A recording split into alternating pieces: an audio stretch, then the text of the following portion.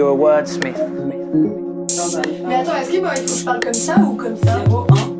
Attends, je m'en fous. A rhyme artist. Bonjour les filles, vous pouvez vous présenter séparément d'abord? Tu commences? Chez Fumi qui commence.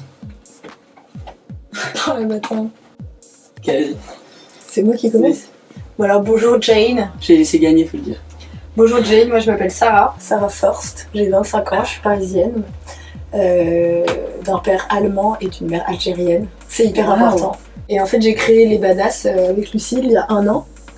On s'est rencontrés parce que moi à l'époque je faisais du conseil pour des jeunes marques de mode éthique, parce que je suis chef de produit de formation dans la mode, en production et en marketing.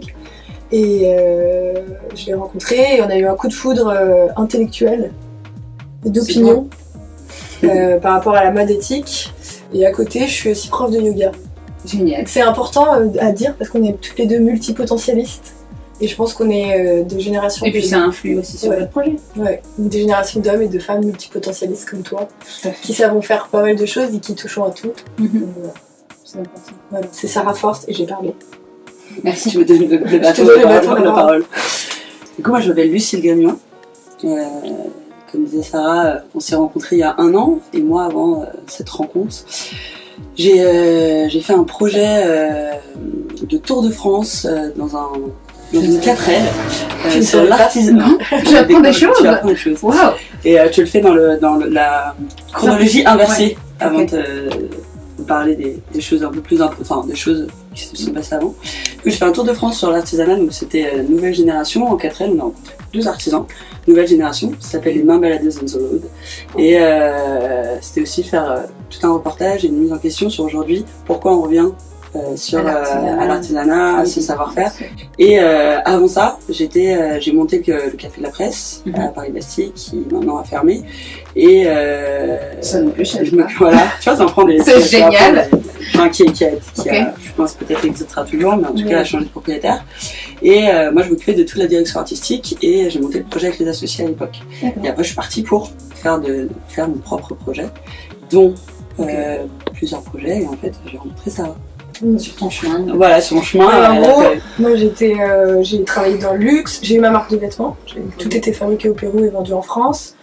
Après j'ai travaillé dans le luxe en tant que chef de produit. Après j'ai fait du conseil pour des marques de mode éthique et je travaillais pour une marque et j'avais besoin de faire un lancement presse et c'est pas du tout mon cœur de métier. Et donc par un ami interposé, j'ai rencontré Lucille qui est une bête de l'événementiel, genre c'est une tueuse, vraiment, je te le dis aujourd'hui. Et du coup c'est comme ça qu'on s'est rencontrés, parce que moi j'avais besoin d'elle et du coup on s'est rencontrés au Bichat. Qui est d'ailleurs le restaurant d'une copine à moi qu'on adore, et on a bu des coups de rouge et là on s'est dit putain meuf, faut qu'on fasse quelque chose autour de la mode éthique, parce qu'en gros à l'époque et toujours un peu maintenant ça a changé depuis 1 an quand même, les prises de parole liées à la mode éthique elles étaient très dans la moralisation, très moralisatrice, très dans la culpabilisation.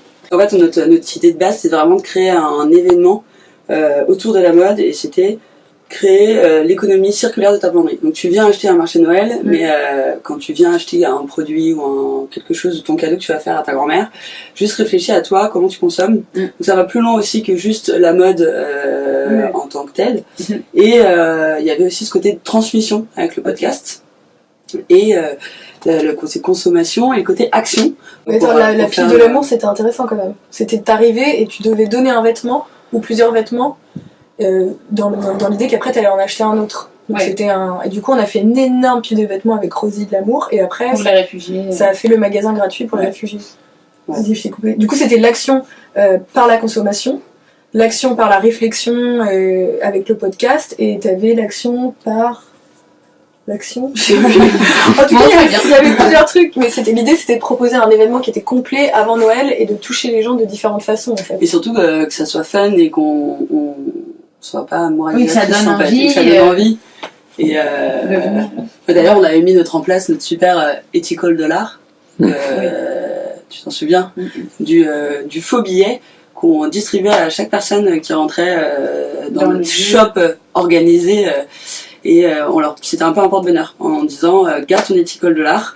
En fait, c'est un petit truc que tu mets dans ton portefeuille, c'est un faux billet, et comme ça tu penseras quand tu consommeras à ce que je consomme et comment je consomme.